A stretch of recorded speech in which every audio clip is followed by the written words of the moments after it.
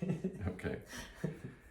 Hey everybody, welcome back to the third installment of Gillian's Contest Prep. I'm Scott Conway, this is my wife Gillian Ward, and if you've been with us for the first two videos, you may notice we've had a venue change, so the weather is absolutely disgusting outside. It is hot and humid, so we moved things inside to the office, so hopefully you all don't mind. But anyway, like I said, who we are, and let me remind you, actually, let's Gillian remind you all why we're here. So Gillian, remind everybody what you're doing, what contest you're doing, and what category you're going to be competing in. Okay, so I am currently 14 weeks as of yesterday out from the IFBB NPC Ben Weider Naturals Pro-Am. Okay. So that is a bodybuilding competition. It is both a professional bodybuilding competition, which I am competing in both the women's physique category, and I am going to cross over and do women's bodybuilding. Oh, very exciting. It is also an amateur competition, a national level, amateur level competition that competitors have to qualify for, and they would qualify by doing another NPC natural show. So this is actually a natural competition, which is something very, very new for the NPC and the IFBB, which is what drew my attention to it. Okay. So it is a drug-tested show. All right, exciting. So you are 10 weeks into your competition preparation, and you are 5 weeks into the cutting phase of your diet. So for those of you who like the more science-y approach and some actual tangible numbers, we're going to get into that. Yeah. So can you give everybody some metrics on how your progress is going, what your diet looks like, just from a quantitative standpoint? Sure. So I started the process 10 weeks ago with the training. So 10 weeks ago is when I began with my coach, JJ, and I started the training, and we also started with an initial set of macros. Okay. So the first 5 weeks of my diet were set up to be somewhat at maintenance level. Okay. So I self-reported what I ate, and I was maintaining my body weight for a significant period of time. And we started with my macros and just cleaning up my diet and giving me macro targets, setting my first 5 weeks kind of at maintenance levels, if anything slightly higher than that. Okay. And the first cut phase, so by cut phase, we mean a deficit in calories, began 5 weeks ago. Okay. And I'm doing this with her, so... You are, so we're both cutting. We're both cutting, and oh, how exciting. So what that looked like for me, so starting calories were close to 3,000. Okay. And I reported to JJ before we got started that 1 week into the plan, we were going on a cruise that we had planned for over a year. Vacation. Yeah, a very special occasion for us. So actually, the first full week into the diet, my calories were closer to 4,000 or above on the cruise. Right, don't judge. I was definitely higher than maintenance. Right. So 5 weeks ago, we shifted into the first cut. Right. So at 5 weeks ago, we were 19 weeks out from the show. Is that right? Am I doing the math right? Yes, we're 14, so we were 19 weeks out. And what that looked like was a 10% deficit in overall calories. Mostly, and that was coming from carbohydrate and fat. So my protein stayed up. Okay. So the macros that I am currently at right now are 150 grams a day of protein, which is roughly 1 gram per pound of body weight, a little bit more. I'm weighing in at 142 right now. And my fat is at 75 grams a day.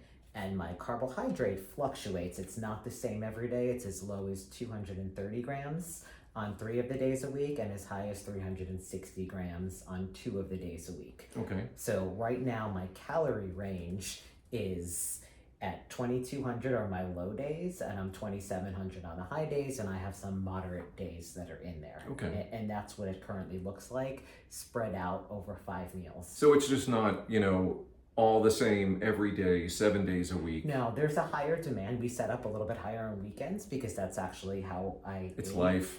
And I have a higher demand for me on leg days. Okay. So in terms of the metric changes, since I start the cut, so I came to JJ at roughly 146 to 148, bouncing around in there. And I went up to 152 pounds on the cruise. Happily ate and drank our way up to I made it to 222, okay? So I'm not going to throw stones.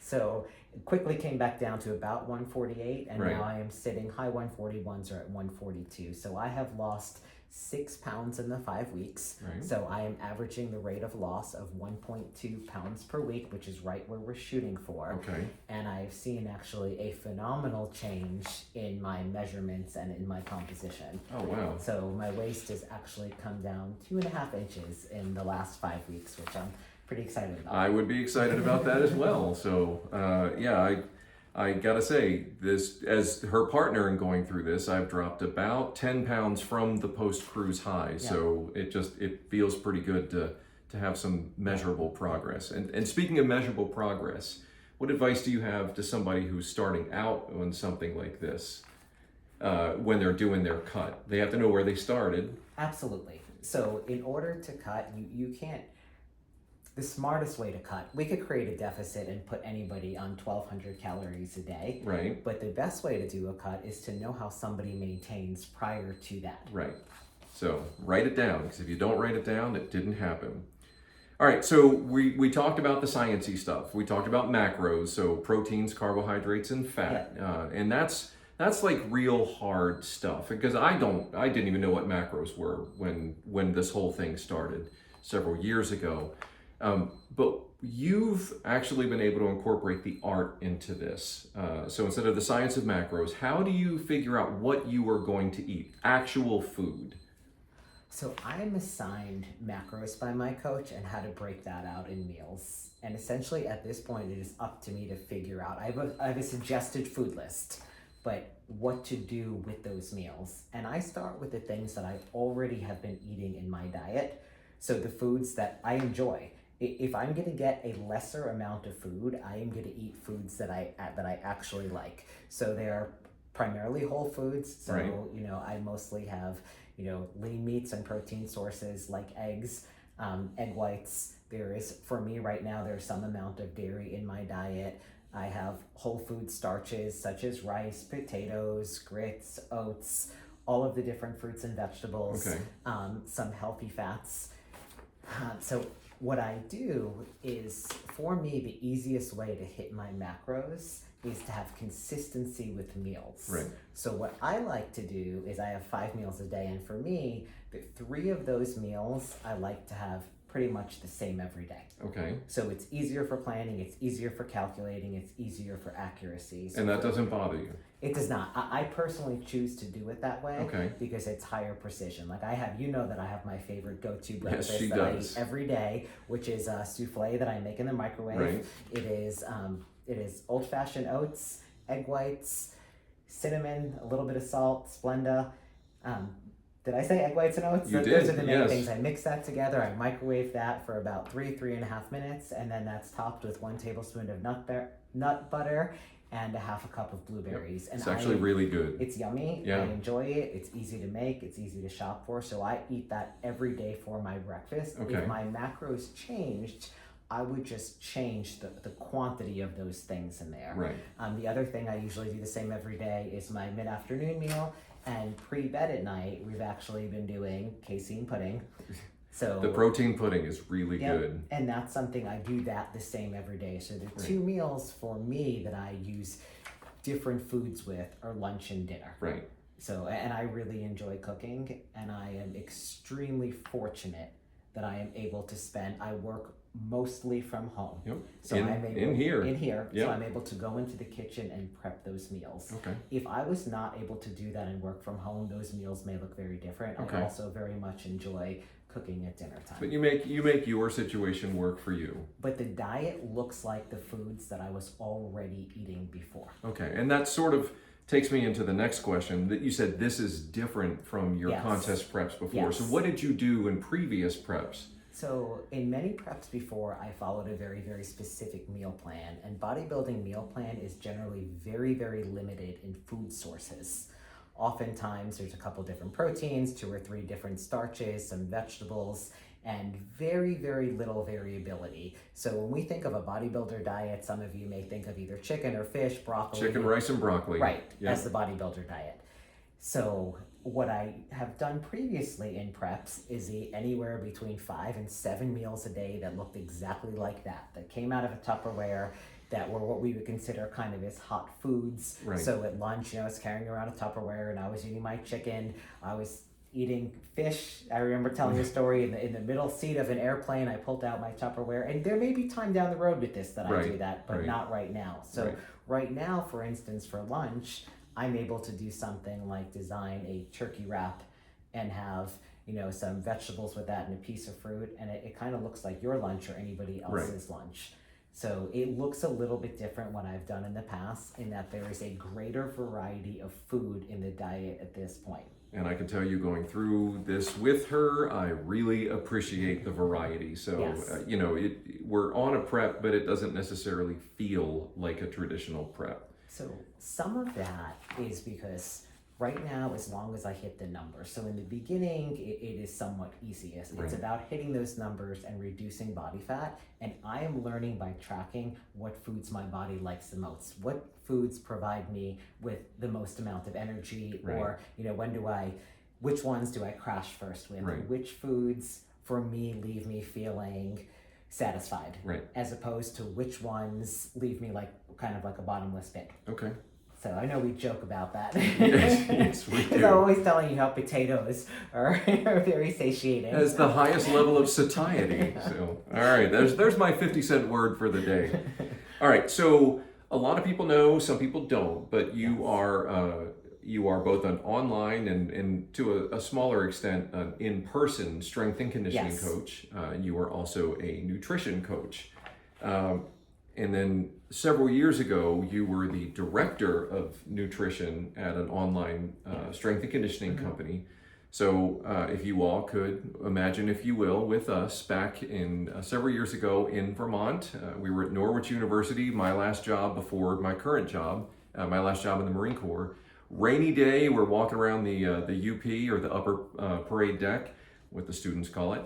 And you developed it, I think I just came up with a clever acronym, the CAT model. So would you like to tell everybody about our CAT? So my nutrition coaching that I primarily do with people is very different than contest prep. So with me, it is more kind of behavior modification. So very, very different. But we'll talk about how I apply this model for my contest. The behavior modification for a contest prep. So I designed kind of this theory while training other nutrition coaches, and it is what we call the CAT model, which is consequences, accountability, and trust. So in terms of designing a diet plan, whether someone's designing their own plan, whether they're using a coach, very oftentimes how highly somebody is motivated or how aggressive the coach is going to be is related to the consequences.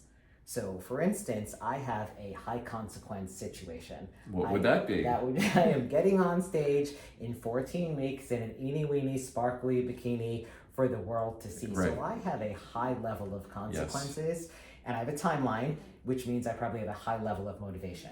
So another example of that may be somebody getting ready for a wedding. It may be they have an outfit they want to wear. It may be somebody with a medical diagnosis that needs to act immediately, you know, to change a state of their health. But most of the time, most people operate at a much lower level of consequences. That's why it's a little bit harder, or being aggressive may not make the most sense. So the second part of that model is accountability. And to be successful, there needs to be a level of accountability. Obviously, and foremost to yourself in it, but beyond that, whether you're using an app to log, whether you're reporting it to your coach, there needs to be some higher level of accountability.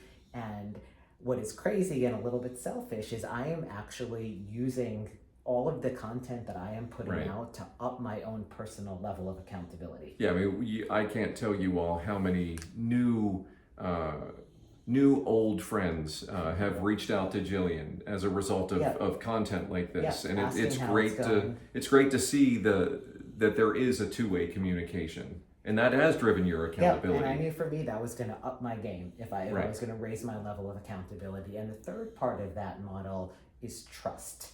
So as I was, you know, training other nutrition coaches, you know, the clients had to have trust in them. So it is about, I have absolute trust in my coach, but it is trusting yourself. It is trusting the process. And by trust, it's Here's an example. Okay. So my coach tells me that your calories right now are roughly at 2,400. It is me trusting in that process and eating that and not thinking that I am doing a better job at, say, eating 1,900 Right. calories. Right. You want to lose faster, or Yes. maybe you're not as compliant And as if you don't trust the process, Right. you either need to ask questions about it, or maybe it's the wrong process for you. But that trust piece is absolutely essential. Right, and you actually are operating with two coaches right now. So I you've got JJ who's doing the Who's physical component, Yes, he is the doing my diet nutrition. right, Yes. and the diet and exercise, and Amanda is doing my stage presentation, which Right. is posing routine. and that, I mean, that is how you artistically present yourself to everybody. So Yes. you've got to have a high level of trust with her, and the conversations that you have, the questions you ask, it's great to see that bond between coach and client. So, all right. Anything else you wanted to say about Kat? I think for me, it's using something that's sort of in my, like a concept that I developed and applying it to myself at all times. Right. So if there's a question in the process and something that I don't understand or I'm nervous about, I need to ask about it, and I Right. need to fully understand what it is that I'm doing. Right, and it's like you have to keep everything in balance between your consequences, accountability, and trust. And I think you turning the reins over to a coach has really helped keep that balance. So, all right, so you do not cheat.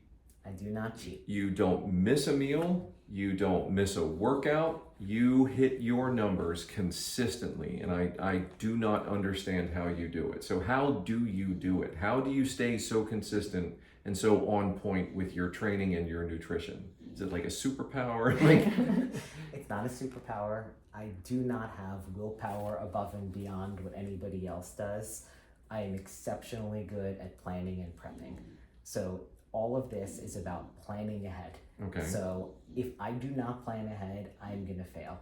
It's about identifying the parts of my life that are going to present a challenge and planning for them. So what that looked like for us was looking at a calendar between now and the show and putting down all of the dates that were going to be challenging. For instance, tomorrow is my birthday, and we're going to go out. That's a big date. And have a fun meal tonight. In 2 weeks, we're going up to visit family for a crab feast. And it is starting to plan for those things.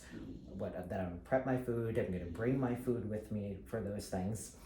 And the other thing is to know the things that you're gonna need to step away from. Right. So you can't do everything when you're contest prepping. Right. So for us, we can kind of connected contest prep to a couple of other goals. We're like, okay, I'm not going to be going out every weekend. We're not going to go out to the bar and watch people drink. We're just not going to go out to the bar. Correct. We're not going to go to the restaurant and me bring, either my own food or spend a lot of boiled fish. Right. Spend a lot of money and ask for a different preparation. We've chosen just not to engage in that to the best of our abilities and to stay at home. Right. I mean, there are things that we want to do and that we're going to go to, but it was really kind of avoiding these situations that I know are going to be challenging to be successful. So that is the number one thing that I hit and how I stay on course. And the other thing is continuing to see everything as baby steps. Okay. And not getting out ahead of myself with that. And what I mean by that, I think some of the viewers know that in 2016 I set the world record for push-ups. Yes, you did. I did. And I did 1,190 push-ups in 1 hour.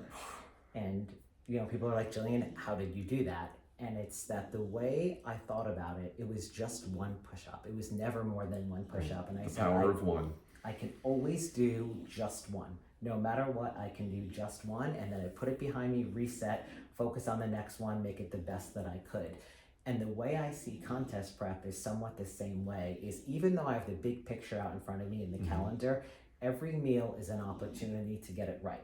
Every workout is an opportunity to give it my all. I go in, I focus on that. When it's finished, I put it behind me and I move on to the next piece. If I was thinking to myself, wow, I am going to be on this diet and I'm going to be hungry for the next 120 days, it would be very, very overwhelming. So I kind of handle it by breaking it into the smallest chunks and just succeeding at the next one and the next one. Okay, so what advice would you have for somebody out there or somebody sitting right here on the occasion where you blow it? You go out, you have a huge unexpected meal maybe you ate too much, maybe you drank too much. What advice would you give somebody who is in your behavioral nutrition?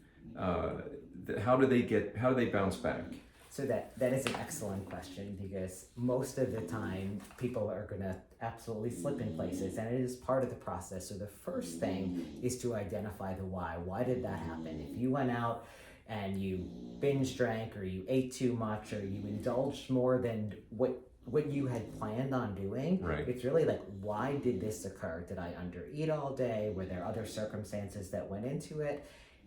And then after that, to give yourself some level of forgiveness and to put it behind you. Right. Meaning the worst thing you could do the next day is to punish yourself for it and dig yourself a hole. So if you go out Saturday night and eat 3 times the number of calories that you had planned, the biggest mistake you could make is not to eat all day on Sunday to make up for it, right. because you're going to end up in that cycle. So if somebody falls off, it's identify why they fell off and get right back on their plan, rather than thinking they're doing better by somehow making up for it.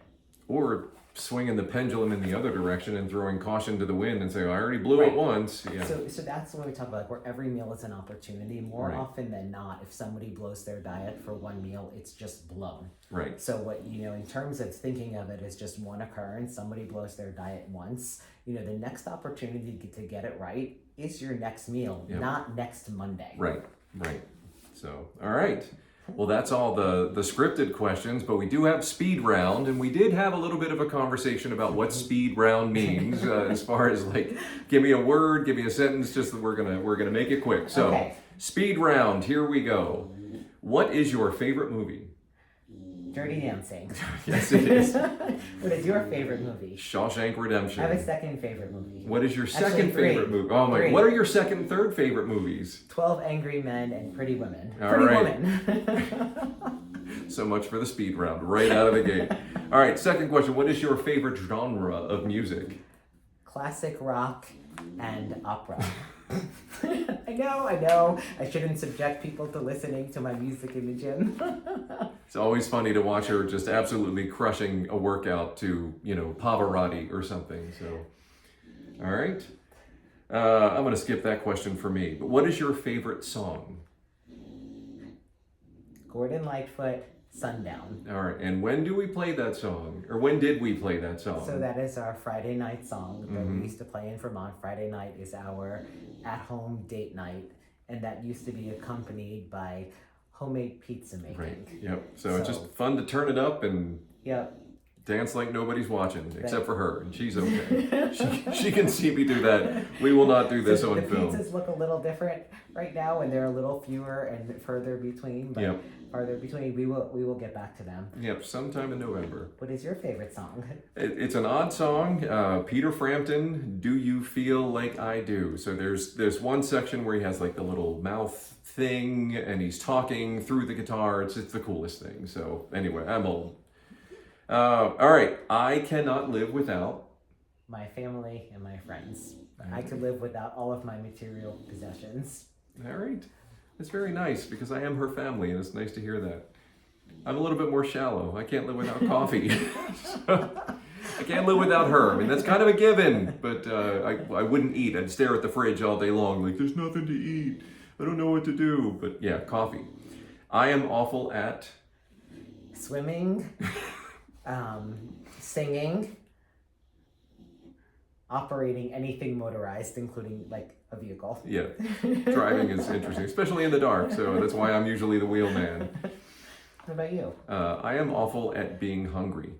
So Yep, that is absolutely fair. I have taught her how to plan ahead out of necessity. So I'm like a child. Bring me a bag of snacks. All right. I am currently obsessed with what?